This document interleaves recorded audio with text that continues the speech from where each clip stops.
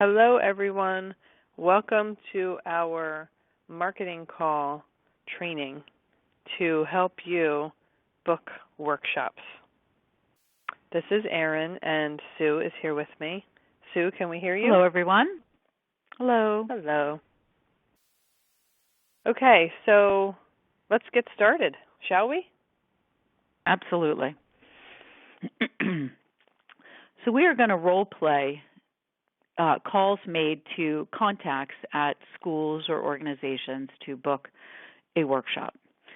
Erin, you are going to be the school principal, guidance counselor, support person, what have you, and I will make the call. Let's also do an example of when you get the gatekeeper. Let's start there because most people are going to hit the gatekeeper first. So I'll be two different people. Okay? Beautiful. Okay. Hello, ABC School calling. This is Erin. Or ABC School, this is Erin. Good morning, Erin. My name is Sue DeCaro, and I'm calling from Building Connected Communities. How are you doing today? I'm great, Sue. How are you? I'm doing very well. Erin, I'm wondering if you can help me. I'm actually looking for the person, and perhaps it's you, that would make the decision about bringing educational pieces to your parent community at your school. Oh, that would actually probably be our principal. And she is in a meeting right now. Can I take your name and number and have her call you back? Well, I'd be happy to call her back, Erin. When might be a good time? What would you suggest? She'll probably be out of that meeting by lunchtime, I think. Lunchtime would be a good time. Okay, great. Erin, I'm curious, do you know whether or not you do offer educational pieces, educational opportunities to your parent community, workshops perhaps? Do you all have some sort of practice that you utilize now or that you have in place? Well, we've done a couple in the past that I remember, but it's not a big part of our program here. No, okay. Okay, and you said your principal's name was? Anne. Her name is Anne. Anne, okay. And what is Anne's last name, if you don't mind me asking? Smith, Anne Smith. Anne Smith. Okay, great. Well, Erin, I will give Anne Smith a call back around lunchtime. I appreciate your help. I look forward to talking with you again.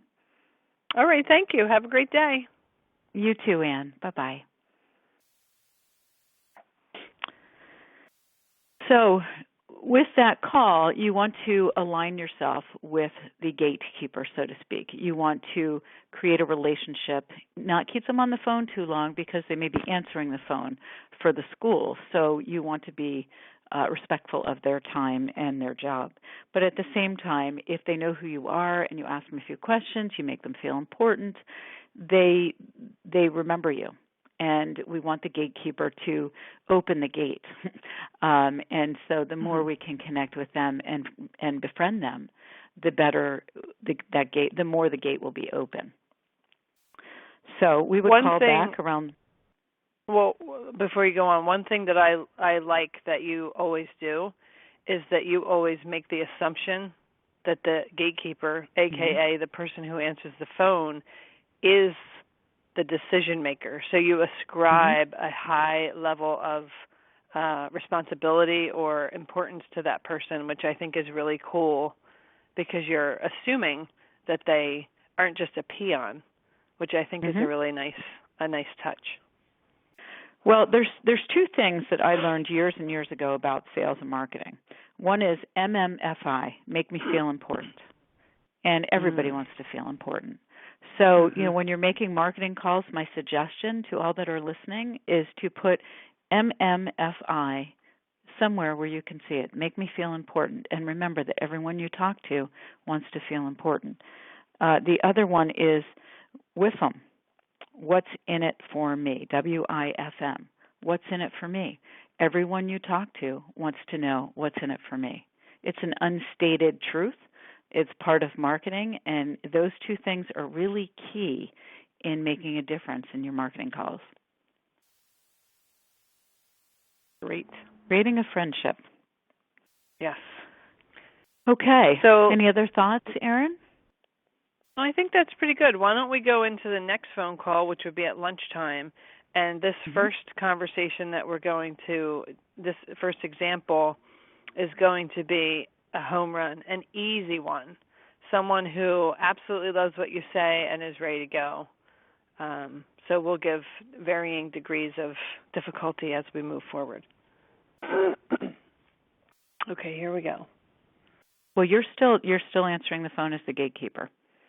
Yeah, I'm still being Erin first, and then I'll be Ann. Mm-hmm. Mm-hmm. Good afternoon, ABC School. This is Erin speaking. Hi, Erin. It's Sue DeCaro calling from Building Connected Communities. How is your day going? Oh, hi, Sue. It's going quickly. It's been a busy morning. Well, sometimes that's great. The end of the day will be here before you know it. Yep. I wanted to call back, as you suggested, to see if Ann Smith is out of her meeting yet. She actually is, and she just got back from a short lunch break, so I can put you wonderful. through to her. Just hang on a minute. Thanks, Erin. I appreciate it. Thank you so much. Sure. Ring, ring, ring, ring. Hello, this is Ann speaking. Good morning, or good afternoon. I'm sorry, Ann. It's Sue DeCaro calling from Building Connected Communities. How are you doing today? I'm great, Sue. How are you? I'm doing very well. I spoke to Erin this morning, and she had mentioned to me when I described the reason for my call that you would probably be the best person to talk to about your school and your parent community and a little bit about educational pieces that you do at your school. To give you a little background about myself, I'm a parent coach as well as a parent educator, and I work for a company called Building Connected Communities.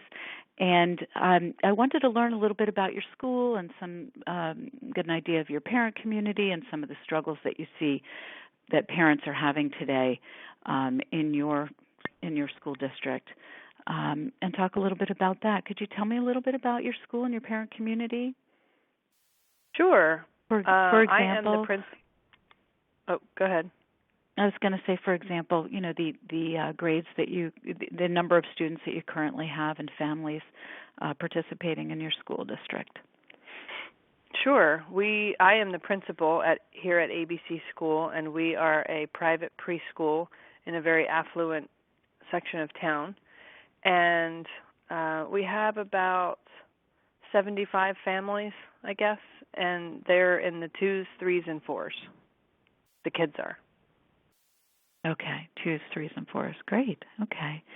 And what do you hear, Ann, through the grapevine or maybe directly from the parents that parents struggle with? It's one of the hardest jobs that we ever have to do as parents, as well as teach students at young ages, any age really. And so I was curious as to whether or not parents come to you or you hear from some of your teachers what some things that they're struggling with. Well, I don't know if they realize they're struggling with it, but here's what I see. I see a group of overly wound, high-stressed parents who are uber achievers. Many of them are two-working parent households. They have jobs as CEOs and directors and this, that, and the other, and that uber achievement seems to be that the weight of uber achieving seems to be resting squarely on the shoulders of their preschoolers. They have them in a million activities. They're running from thing to thing to thing after school, 5 days a week. They're busy. These kids are stressed and exhausted, and they don't know how to entertain themselves. They don't know what to do with downtime. The parents are competing with each other. If little Susie gets into starts dance class, then before you know it, the other 5 girls in the class are also starting the same dance class because we have to keep up with the Joneses, and it's nuts. I wish I could figure out a way to help these parents just take a deep breath and take a step back. This is not what we need to be doing here, people. Yeah. And I hear you, Ann, and actually this is something that I hear from many schools. So you're not alone in hearing this from your parent community. But part of my job as an educator is to help parents with just this, as you described, learning how to be more than do and connect with our children on a deeper level and really see the spirit of our children as opposed to our own egos that we put into place when we're raising them. And it sounds like that, that is exactly what you're describing, and it's a societal issue for sure. Anne, I would love to talk with you further about maybe bringing an educational piece that would help your parents with these struggles that you mentioned, or maybe, just educate them without pointing out that they have any struggles, because as you said, you see this and you know this is going on, but they may not be aware. There's subtle ways to introduce this in an educational piece that parents don't realize that they're actually challenged, in one particular area or another. Would you have some time on Friday that we could get together, maybe 10 o'clock in the morning, to talk a little further, and maybe I could go over with you some of the education that I do and see what suits your community best?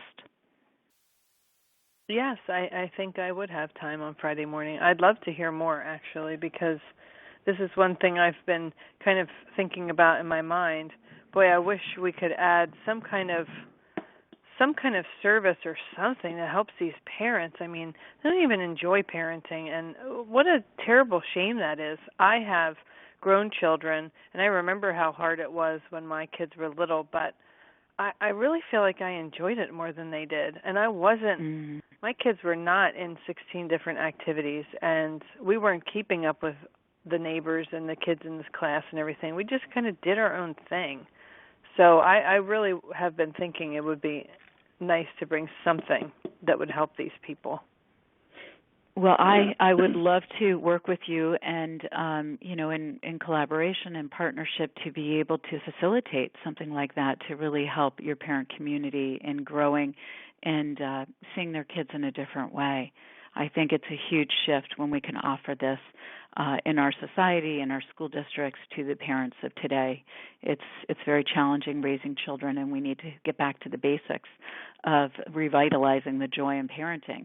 As you said, some of them have lost sight of that.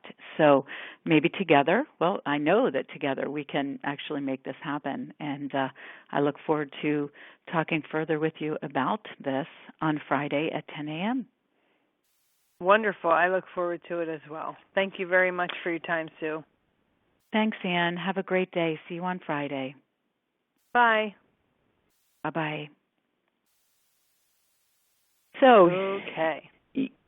Anne, Erin, why don't you because this is just natural for me. I think it would be better for you if you kind of summarize how you felt as the salesperson was, honing in, so to speak.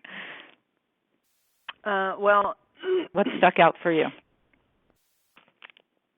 I liked that you asked me what I'm noticing in my parents in my school.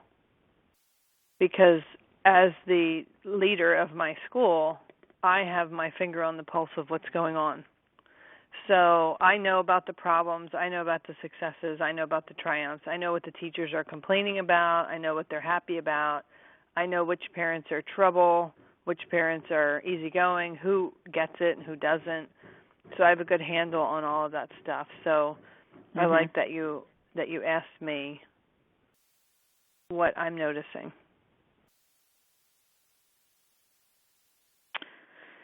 Well, and I think again,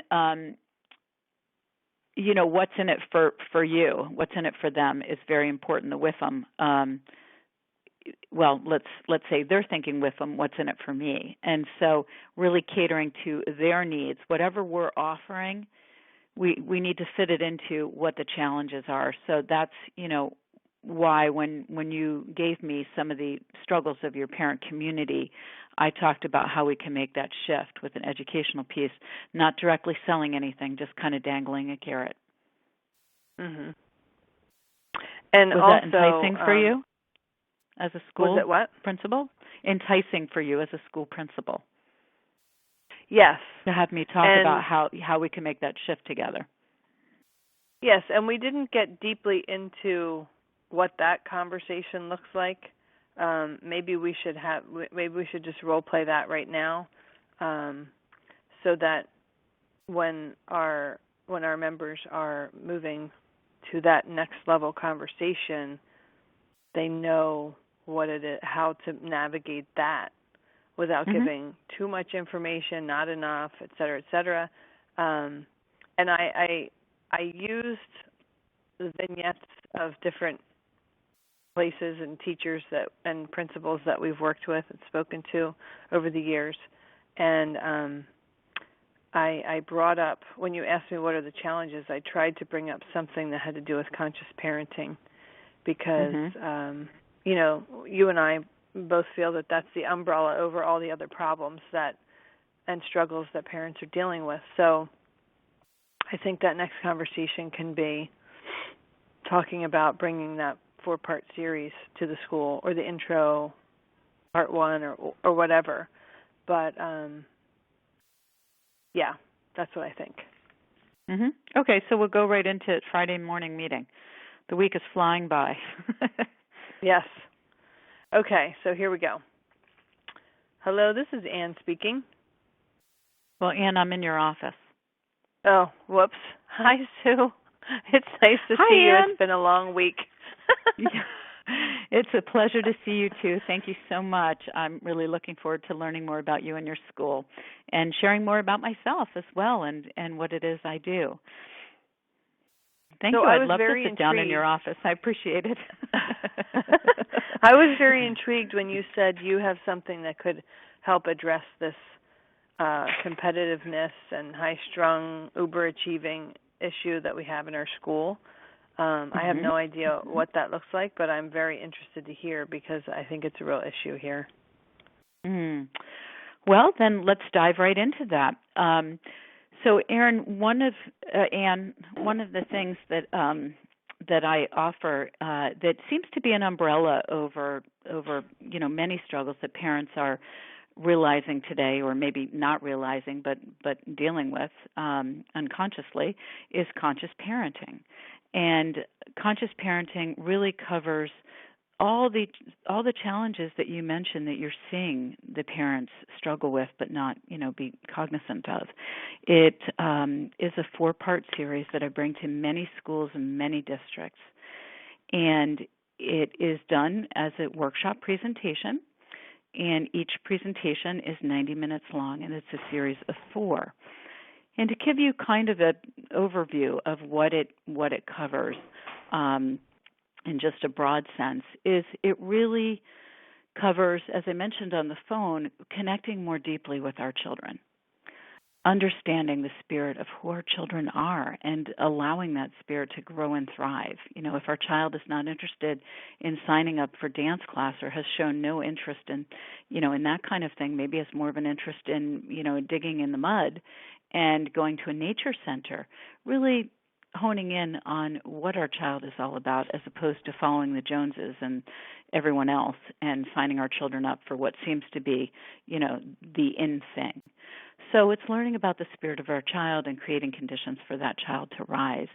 And at the same time, learning about ourselves as parents and the struggles we may be experiencing, unconsciously and dumping out all over our children. So there's a lot of connection that goes on in the 4-part series in terms of learning about ourselves, learning about our own growth, learning what we're bringing to this parenting job, so to speak, and learning about the spirit of our child and walking along a path next to our child to usher our child through life, not control our child, manipulate our child, discipline our child in ways that really bring shame and blame.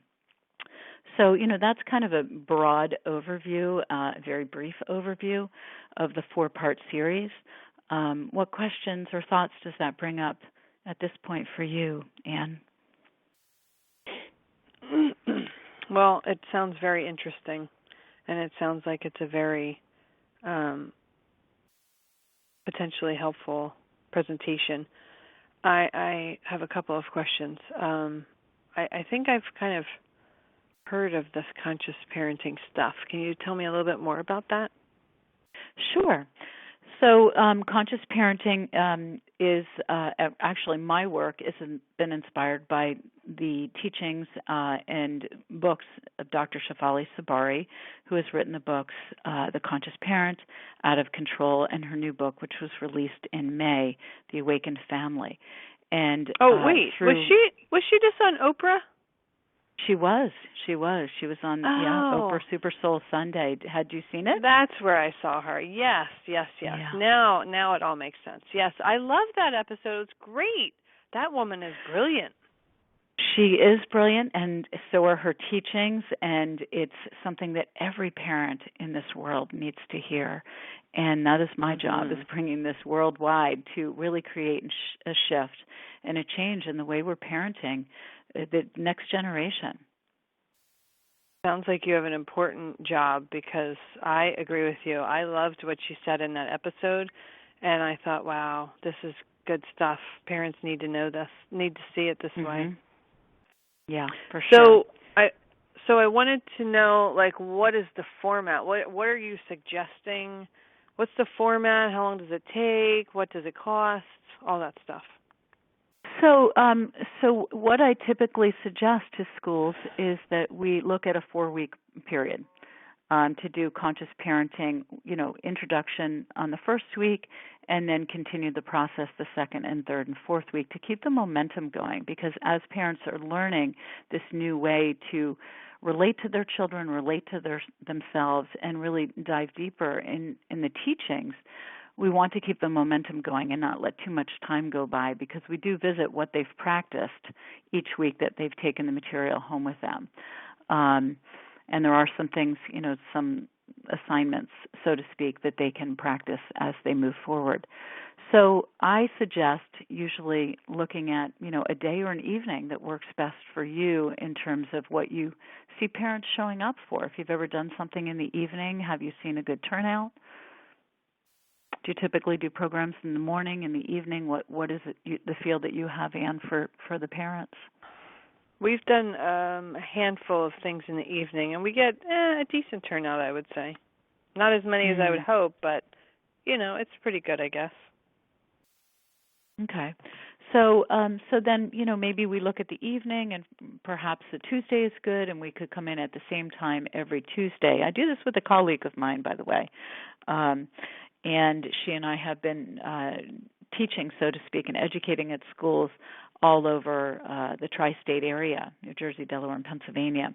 And so it would be 4 workshops. Each are 90 minutes. We always allot extra time at the end of the workshop for parents to ask us questions, which they always do, and to talk a little bit more one-on-one so we can help them with their own families, move forward with this material too.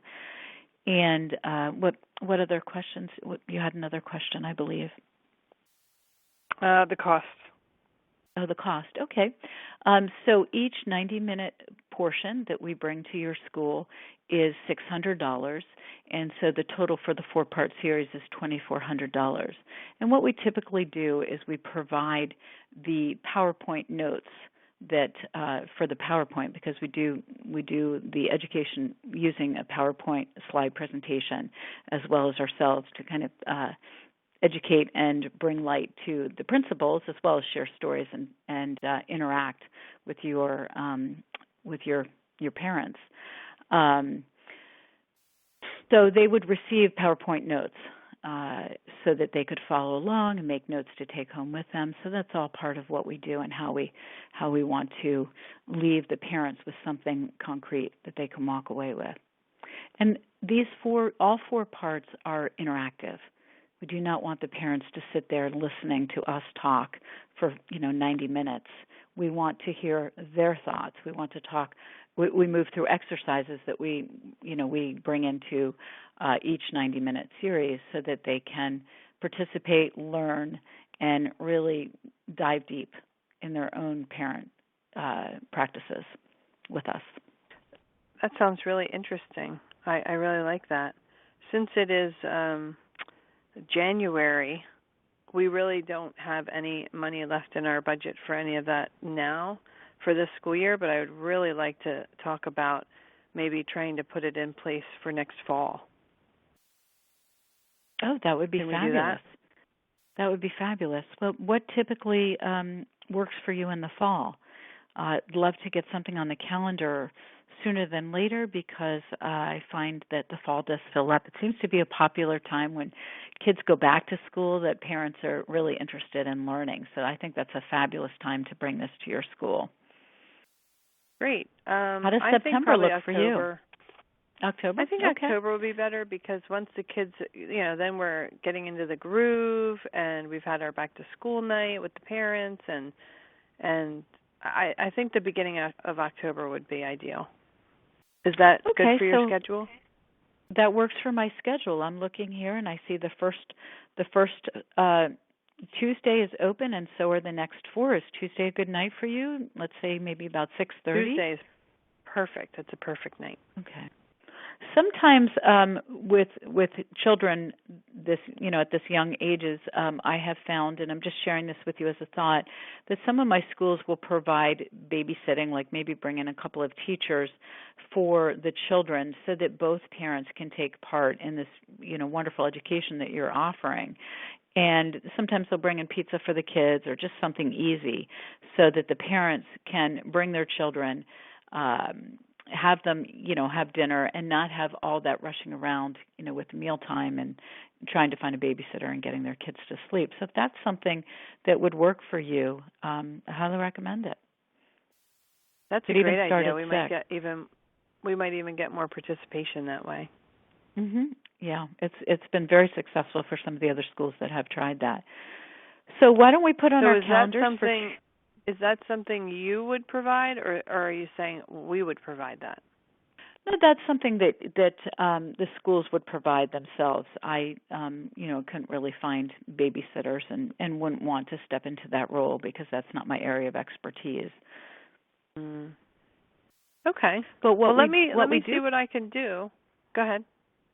I was going to say what we do provide is a flyer, though, with all the information. And if you do decide to do the babysitting and pizza, for example, and you want to start at 6 p.m., we can also include that in the flyer that we put together for you so that you can announce this to your parents and have something, to send out to them as well.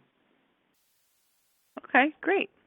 Well, then let's talk soon and then see what we can put together, and I'll see if we can do that pizza babysitting thing with some of our teachers, and then I'll get back to you. Well, why don't I touch base with you maybe in 4 weeks? I know October's kind of far away, but maybe we could talk in about a month and just see about dates, pencil those in, see what your thoughts are at that point about the babysitting, and go from there. How does that sound? Sounds terrific.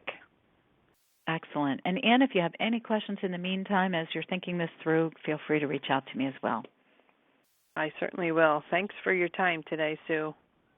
Oh, thank you. My pleasure. It's been wonderful meeting you. I hope you have a wonderful weekend.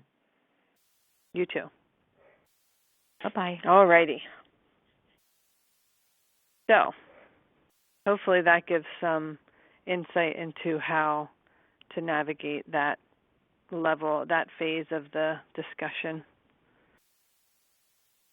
They usually want to know at that point they've already agreed that they like what you have to offer, and now they want the nuts and bolts. How much is it going to cost? How does it look structurally? How long does it take? When do we schedule it? Stuff like that. Once you get to that conversation, that is ideal, because they've already bought into wanting you to bring your presentation, and now it's just a matter of working out the details. Mhm. For sure. And I find that I would spend some more time talking, if I'm in someone's office, talking about whatever I see. If you see pictures of their kids, whatever comes naturally and organically and feels sincere for you. One contact I had rings on every finger, and it was just really noticeable. And so I said, "Oh my gosh, I love your rings. You must be a ring collector." And we had a conversation about rings and, how each one had meaning. So find something that speaks to you that you can connect to your contact, your school contact, and kind of create a relationship, a rapport, understanding, deeper knowledge of, who they are, where they come from. Maybe it's their children. They'll tell you a little bit about them. But the more, again, we focus on them, the more we learn about them and the more connection we're building as well. Because it is because about it's all them. about building that relationship. What's in it? Yep, what's in it for them, and make them feel important, and building the relationship. Yes. Sales is all about relationships. And so, yes, just like you would with a new friend, learning about a new friend, you want to learn about your contacts too. Yes. So let's do another example of a conversation. What I also want to point out is that you try to keep the ball in your court all the time as the salesperson or as the person trying to schedule the workshop. I said to you in that last conversation, let's just touch base soon or something like that. We'll just touch base in a little while about scheduling or the details or whatever. And you said, well, why don't I get back to you in 4 weeks? You said you'd call me. 4 weeks. Yeah. Yes. I tried to take the ball into my court, but I'm busy. I'm a principal. I got other things on my mind. I'm going to probably forget. And so we don't want to leave the responsibility on the principal.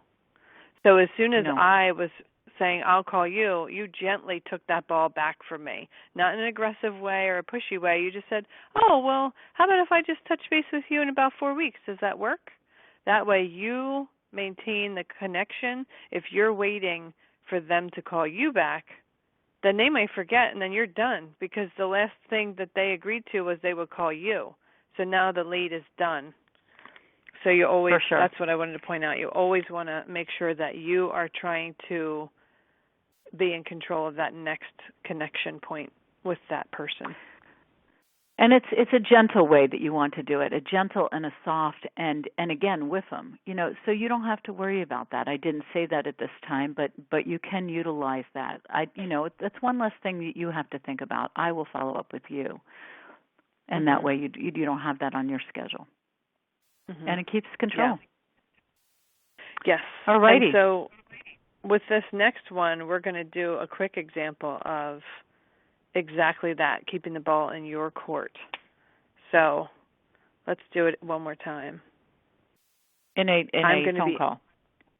Yeah, and I'm going to be Anne again, but I'm going to be answering the phone because Erin, who answers the phone, had to run out and pick her kid up from school because they, sprained their ankle or something. So I'm just sitting in covering the phone for a minute, but I am actually not the gatekeeper. I'm the principal. So, ready? Now, do I, in this scenario, have I spoken to Erin already?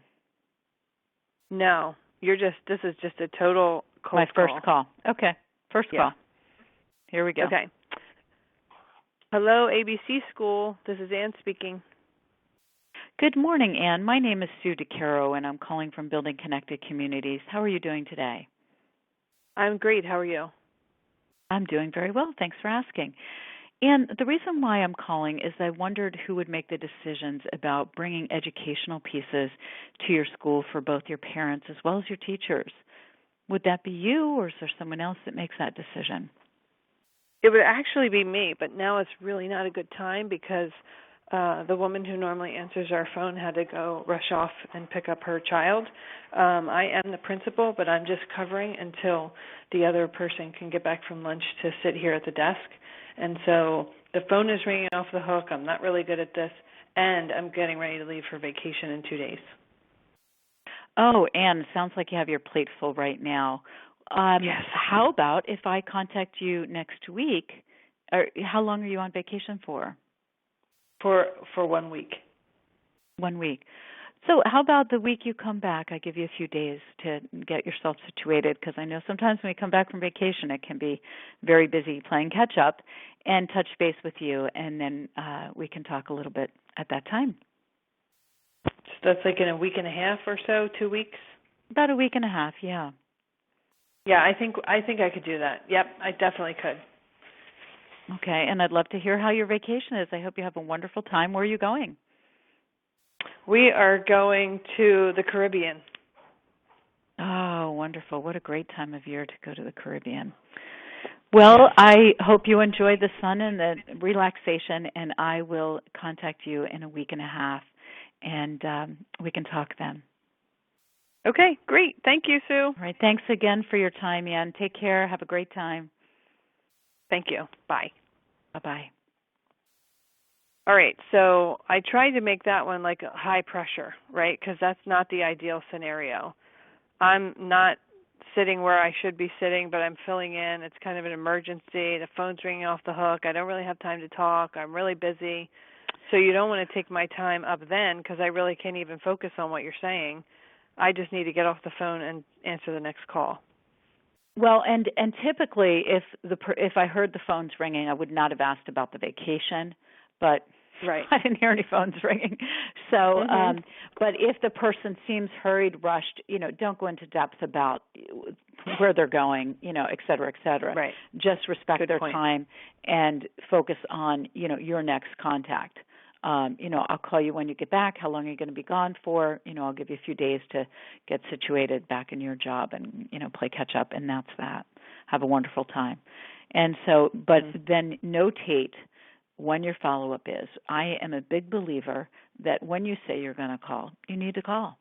So if you say you're going to call in a week and a half, then you need to call in a week and a half. If something, catastrophic comes up and you call in 2 weeks, you need to address the fact that something catastrophic, not get into details, but do address, I know I was going to call you last week. Unfortunately, I had a personal situation or what have you, or was out of town or whatever. But address it because they may remember. And if we're not true to our word from the get-go, then how can we be credible in moving forward? So very, very important. The second thing that's important is as you continue to learn about these contacts, you need to keep all of that information in whatever format works for you, but to utilize for your next call. So it's like building, a bridge or a stepping stone or stairs. With each stair, you're learning a little bit more, but you need to keep all that material from the first stair there so that you can get to the next stair, and they each help each other. So keep all the information you learn each and every time and utilize it as you move forward to create that a deeper relationship with your contact. And there are 3 ways that right off the top of my head that I can think of in terms of how to keep this stuff straight.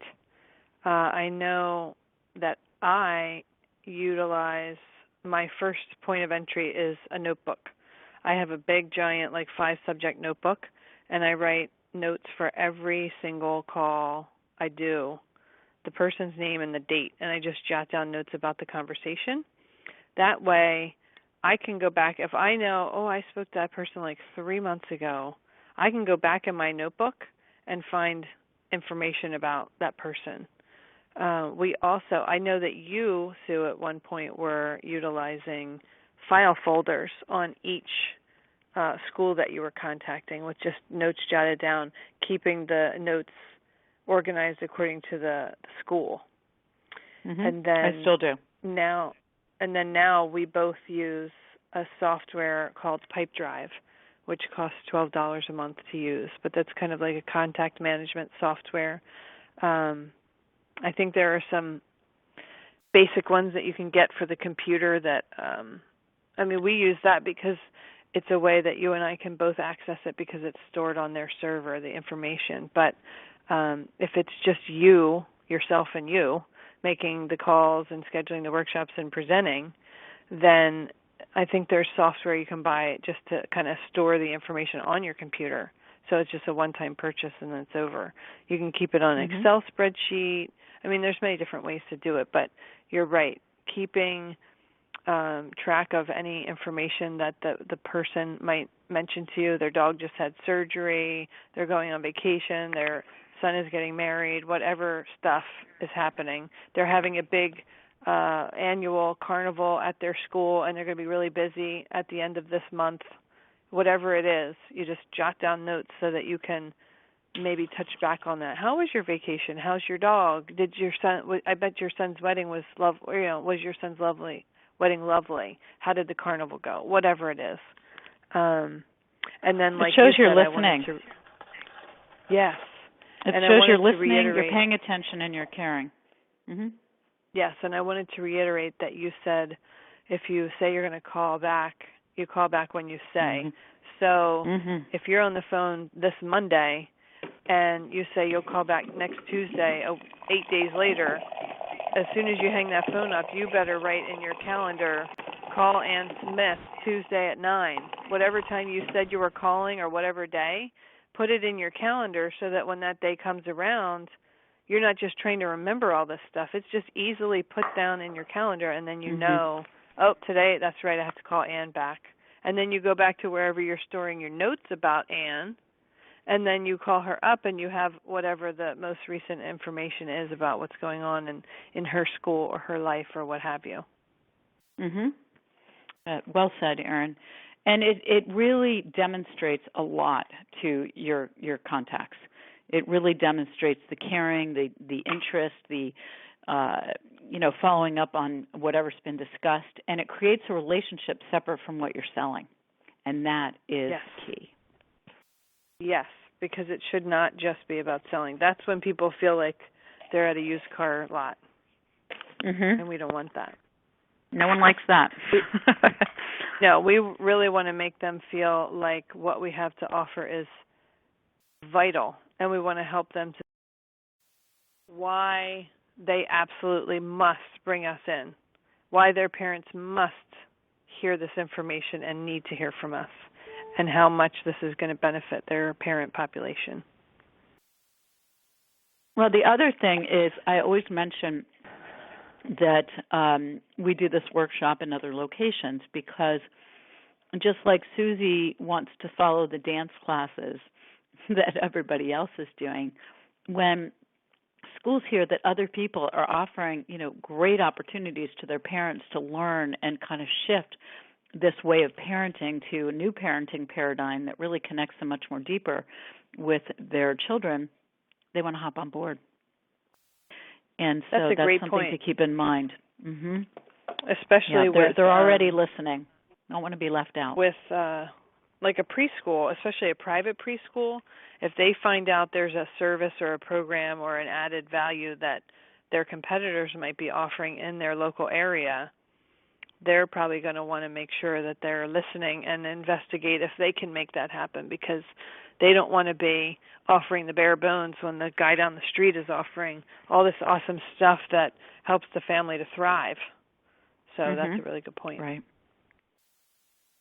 So with this next call, I am going to be Ann again, but I'm going to be Ann who is a little bit more resistant to this whole idea of parent training. And I'm going to be Ann with a minimal to nothing kind of a budget. Let's say a minimal budget for this stuff. And we've encountered that. And we've had other people talk about encountering that. And someone that we worked with this past spring, if you recall, Sue, she encountered that, and she came up with two different examples. They came up with creative solutions to how to make this affordable to that school, if not other schools, if you recall that. So let's do this conversation again and have it not go quite as easily with a little more resistance, so that we can show our audience how you move through those different resistance points. Beautiful. And this is by phone? So, yes. Or is this in person? By phone? By phone, yep. Okay.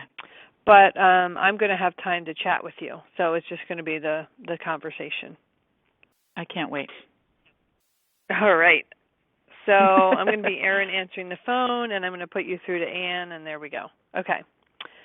Good morning, ABC School. This is Erin speaking.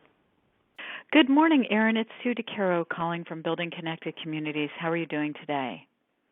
I'm great. How are you, Sue? I'm very, very well, thanks. I believe last time we spoke you had mentioned that Ann Smith was your principal, and she would be the best person for me to speak to in reference to parenting education programs, and I wondered if Ann is available. She is, actually. Hold on a second. I'll put you right through. Erin, thanks so much. Oh, you're welcome. Ring, ring, ring, ring. Hello, this is Ann speaking. Good morning, Ann. It's Sue DeCaro calling from Building Connected Communities. How are you doing today? I'm great, Sue. How are you? I'm doing very well. And the reason for my call is I wanted to introduce myself to you, and I wanted to learn a little bit about your school and your parent community. I am a parent coach as well as a parent educator and an educator, period. And I educate parents and teachers and youth sports arena on various things, number one being consciousness in parenting and teaching and in our youth sports. And I would love to learn a little bit about your school, Anne, and about a little bit about your parents and kind of what the struggles that you see them experiencing. Sure. So do you have a few minutes to answer a few questions? I do, actually. Now is a good time. Great. I don't have a meeting for an hour. Excellent. Excellent. Thank you. So, I promise it won't take an hour. Oh, good. Yes. We have about 75 families in our school here, and it's a private preschool, and we have 2s, 3s, and 4s. And our parents are generally very affluent, and they're very competitive, and they're very interested in keeping up with each other, or if not being better than each other, especially with their kids. And I hear this type of thing a lot in society today, and in the schools I talk with. Do you currently have in place any kind of parenting education, or have you done anything in the past that you recall? No, we've never done anything. No. Okay. A lot of the work that I do is educating parents, is bringing educational workshops to schools, to local community organizations. And from what you're describing to me, I have a workshop that's called Conscious Parenting, and it really is a complete paradigm shift in how we parent our children in terms of, what you mentioned, the competitiveness and, signing our children up for everything. It's really more about connecting with our children, being with our children in a being state as opposed to a doing state. I think in today's world, as you probably have seen with, with the parents that you're connected with, we're always running our kids around. Do you find that, Anne? The parents are just always running their kids from activity to activity. Oh, gosh. The kids come to school exhausted because they were at 3 different things last night. It's ridiculous. Yeah. And I think some of it comes from we think we have to. We think we should do this and should do that.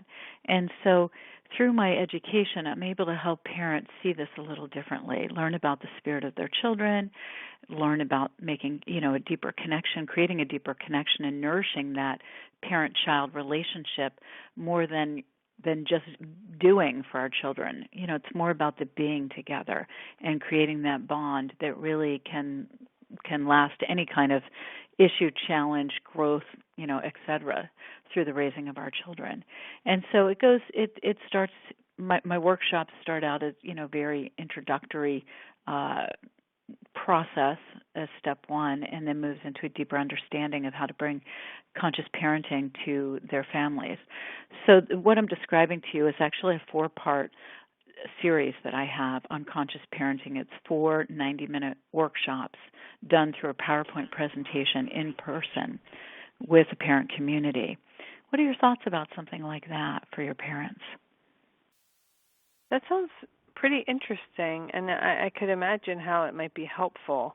We've never done parent education, so I'm not even sure if any parents would show up, or I don't even know. I don't even know how I would go about that because we've never done anything like that before. I have found from my experiences that parents are really hungry for this information, and they don't realize the challenges that you explained to me. Parents don't always realize that these are challenges until they see a different way of doing something, and then the light bulb and the ahas go on, and so if I could share with you what has worked in some of the preschools that I've worked with, would that be of interest to you? Yeah, sure, because like I said, I have no experience with this stuff. Well, normally I, would love to come in and meet with you and discuss this, but I know you said you really wanted to hear about this information over the phone today, so I would be glad to do this over the phone, and, perhaps we can meet at a later date. So, Anne, we could look at a schedule and see what would work best for you. Again, getting back to, I got off track a little bit here, getting back to some of the schools that I work with. What they have found for the preschool age children is that they typically do an evening program, and usually early because these kids are so young. We don't want to keep the parents out late or the children and the parents out late. But one of the things that has been helpful in getting parent attendance, and both parents, if there's mom and dad in the household, is to offer a babysitting service for the children, maybe even offering pizzas for the children. So it's a night out for the children and a night out for the parents to learn and grow.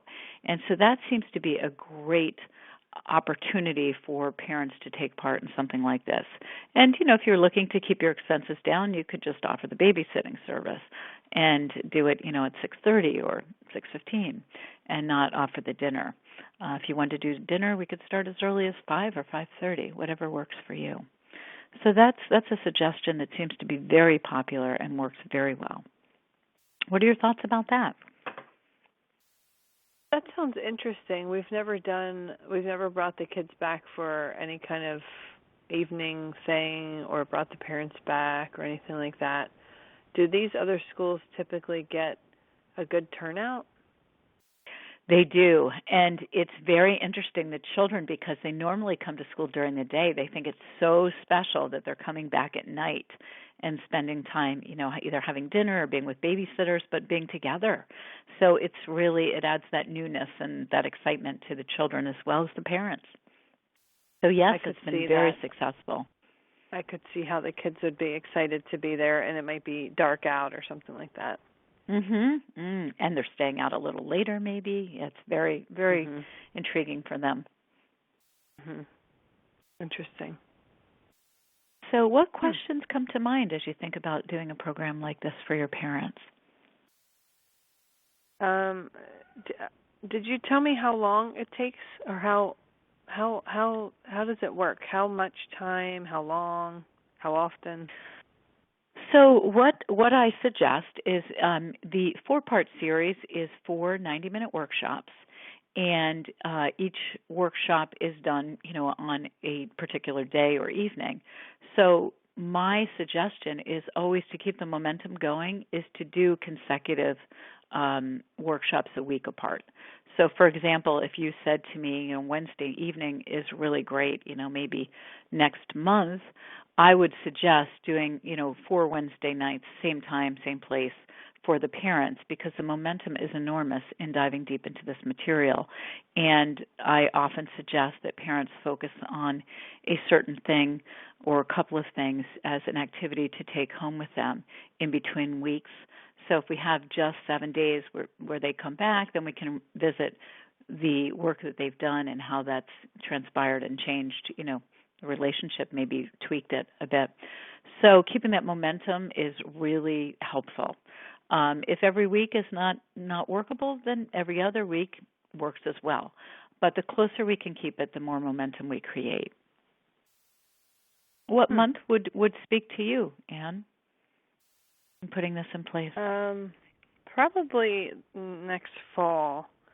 But how much does something like this cost? So the way the cost works is it's one price for each workshop, or one price for 4 workshops, and you can have as many parents as you'd like to have attend it. So each workshop is $600, and it's $2,400 for the package. And what I typically suggest is we create a flyer for you, kind of announcing this with all the information that you would like us to put on it, including, if you decide to go this route, the babysitting service, the pizza if you decide to do that as well. And so we'd love to help you in marketing this to bring in as many parents as possible. Well, that might be an issue, because we've never really done parent education. I mean, it sounds like it's useful and beneficial, but we don't really have money. Like, we don't have budget space for something like this. I mean, I guess I could, you know, revamp some things for next school year, but there's no way I couldn't afford $600 over a week for 4 weeks, $2,400. There's no way. I don't have that kind of slush fund in our budget. Mm-hmm. I don't know how it could possibly work. Well, I have heard that on occasion, and we get creative in how to bring this to your parents in a creative way that works for you financially. So an example of that might be, and we have done this before, and it's worked very successfully, is to pass on a small cost to your parents. So, for example, a four-part series, perhaps you charge your parents $30 to come attend all 4 parts, which would lower, the price that the school would have to pay. And so upon signing up, maybe the parents pay through PayPal or, what have you. We could help you with the details for that if you'd like. But that worked in a couple of cases I can recall that worked very successfully for parents and for the school. Well, I can definitely look into that. The other thing, there's 2 other things. One is with that particular scenario of passing on a little bit of cost, sometimes I find it helpful to also include a short video possibly of what conscious parenting is about so that we're really giving an opportunity for the parents to understand what this is and how it would benefit them. So we could provide a short video for announcing this as well so that the parents have a good understanding. And then another creative solution or creative idea to help with the cost is including another preschool or a couple other preschools in your area. I had a school not too far from you that actually has a few sister schools that they invited. And they share the cost. If you bring 3 schools in, break down the cost, it's very easy to manage. Maybe you don't have sister schools, but you can certainly always include other preschools that are in the area. And what a great way to bring community together by including a few other schools in this type of process. It shows alignment, with schools and parents and how bringing people together to educate them to make this a better world for our children is of utmost importance. So that's another very creative and resourceful way to cut the price down and really include others. And I'd be happy to help with that process as well. How does that sound to you, I appreciate that. So those ideas are very creative, and I like the outside-of-the-box thinking.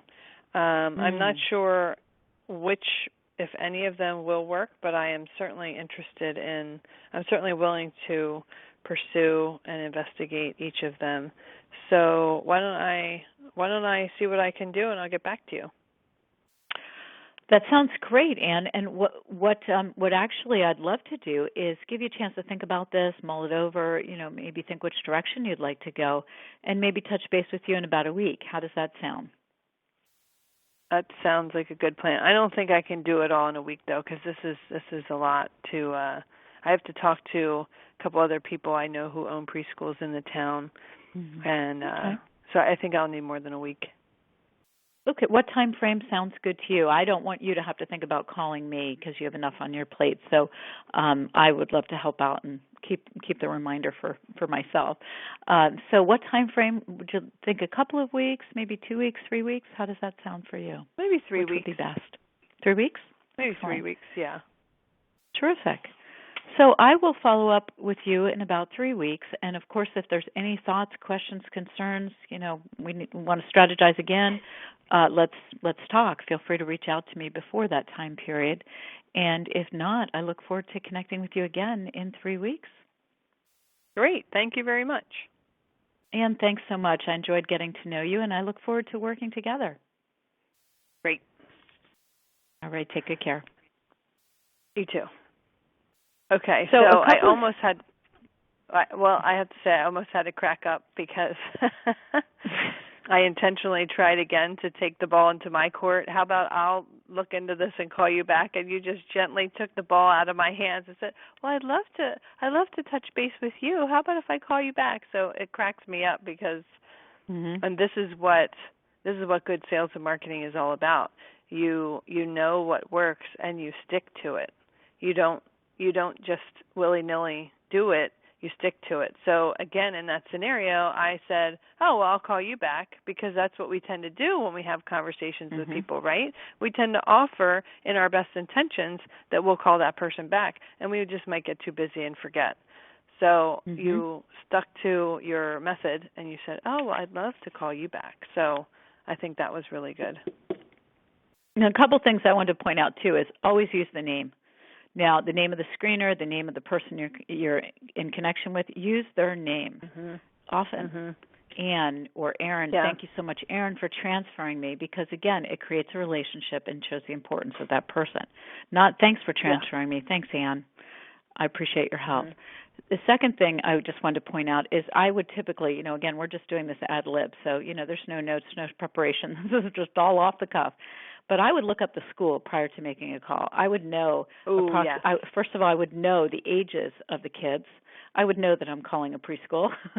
And I would also have an idea about how many parents are there. So, and that it's an affluent population, so they wouldn't be asking questions having no clue.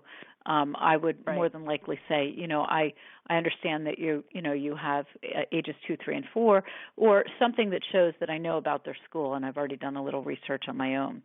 So that's another thing. And the third thing is I want to point out that when there is an objection or a challenge or a stepping stone, I think I like to call it a stepping stone. Yeah. Resistance. Well, resistance can be painful. It's a stepping stone, but you need to step over it. About the price. You did not see me reduce my price. You didn't see me say, perhaps we can work with you on that. Now, as a last resort, we might, but we want to exhaust all other possibilities before we do that, and we want to get creative. So 2 creative ways to keep in mind, immediately from the get-go is passing on some of the cost, including other schools, including the community, maybe charging an entrance fee and just inviting the community to come join. And the third thing that we didn't bring up is if you can't move through these other creative ideas, you can always just bring one part of the series at that time and come back. We've done this, and come back and do the other, do the 4-part maybe at a later date, or just give them a little, inkling of what this is about and, gain that interest and participation. And if the school is not willing or doesn't have the cash flow to bring you back in to do 2, 3, and 4, at the end of 1, you talk about 2, 3, and 4 as an opportunity to dive deeper, and you offer it as a webinar. You can even pass out a schedule. I mean, this is where creativity pays off. During the workshop at the very end, you could pass out a schedule for maybe 3 different times that you're doing a webinar on part 2 that they can sign up for, and part 3 and part 4. It's a great way to hook them in and get their buy-in, and of course you charge them for the webinar. The larger the group, maybe the less you charge, but that's another way to continue their growth, their learning, and your income. Generally, when we do that, though, we get at least a prior nod of approval that we're going to be offering this as something the parents can sign up for afterwards, because we want to make sure that the school is okay with us presenting it in that way if they're not willing to bring us back for parts 2, 3, and 4. I've never had anybody say no, so I highly recommend that. Right. Yeah. All right. So we hope that this has really shed some light on different scenarios that you might encounter when you call schools or organizations, churches or whatnot, and how to navigate those conversations, develop those relationships, address the resistance or obstacles that might come up, and how to just kind of get yourself out there. One thing I want to highlight is when you're trying to schedule these workshops, it's best to go to what we call a warm market or a warm reception, if you have any. So if you have a friend whose kid goes to a certain school or preschool or something where you have an in, a foot in the doorway already, that's obviously the best place to start, those places where you have some kind of modest connection somehow. And then once you get to the straight up cold calling where you're just going through the phone book or the online, the Google, calling different schools in the area, when you're doing straight up cold calling, it can be a very low success rate. But that is not for you to take in and feel like you're failing or you're not good enough or this is, don't take that rejection in and own that. Just know that cold calling doesn't have a high success rate.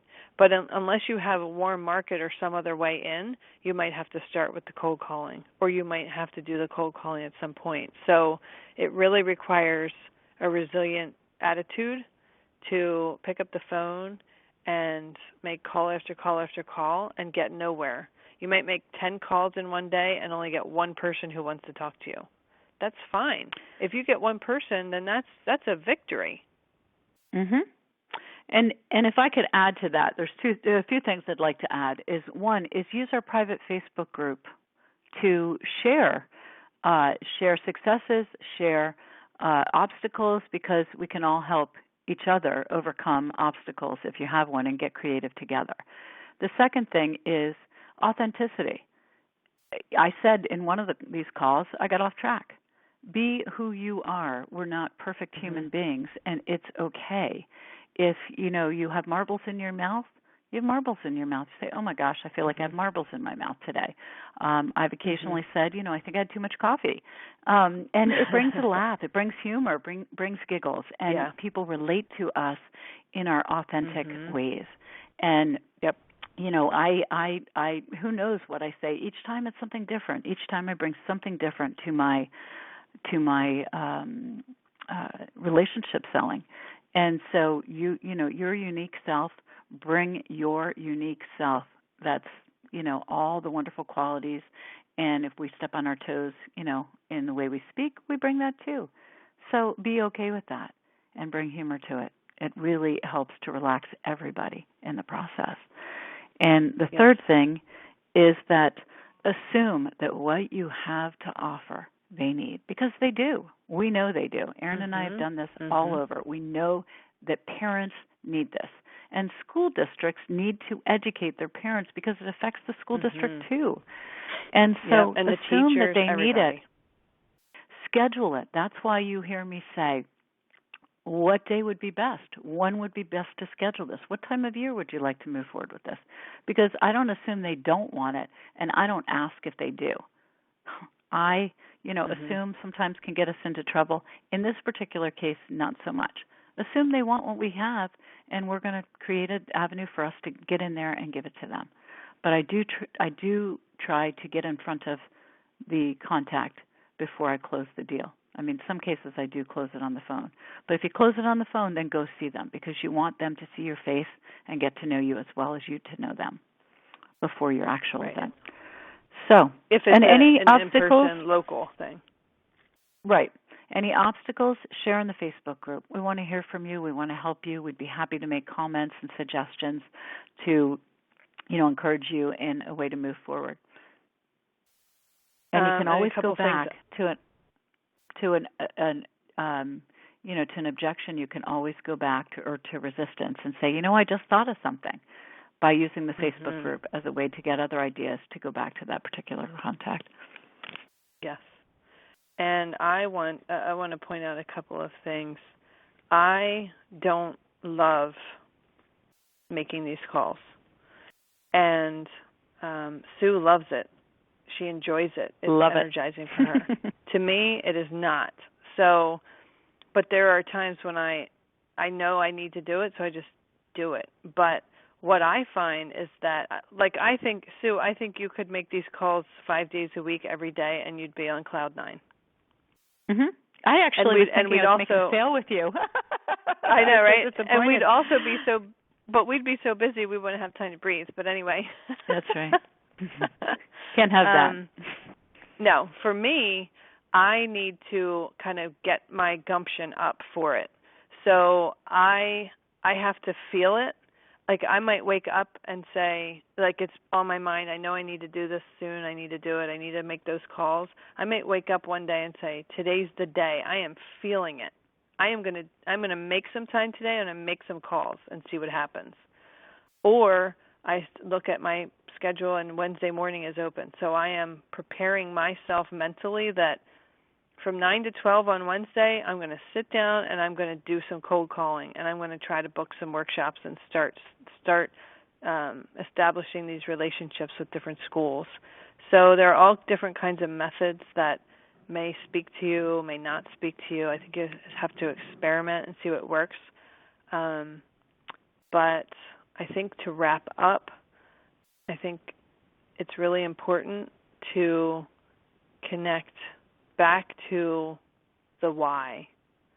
And like you said, Sue, why we are doing this is because parents need help. Parenting is hard. Kids do not come with a manual. And this Conscious Parent series and other workshops that we offer and that you guys have created on your own, mindfulness and, all the different topics that we're all speaking on. Parents need support. They need this information.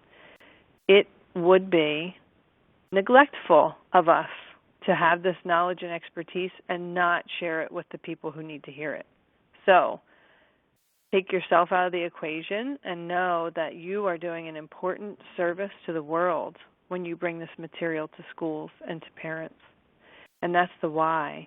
And then the other added benefit is that doing these workshops and bringing this education to parents who need it is a great way to make a living doing what you love. So it benefits us, it benefits them, and at the end of the day, it benefits children. And isn't that what we're all about? Creating the next generation who know themselves, who know their gifts, and they're not afraid to use them in the world. That's what it's all about. Yes. Beautiful. Well said, Erin. Thank you, everyone. We look forward to seeing all your thoughts, comments, and needs for creativity or successes in creativity on our private Facebook group. Yes, and if you have any questions, feel free to reach out to us. Absolutely. All right. Bye-bye. Bye.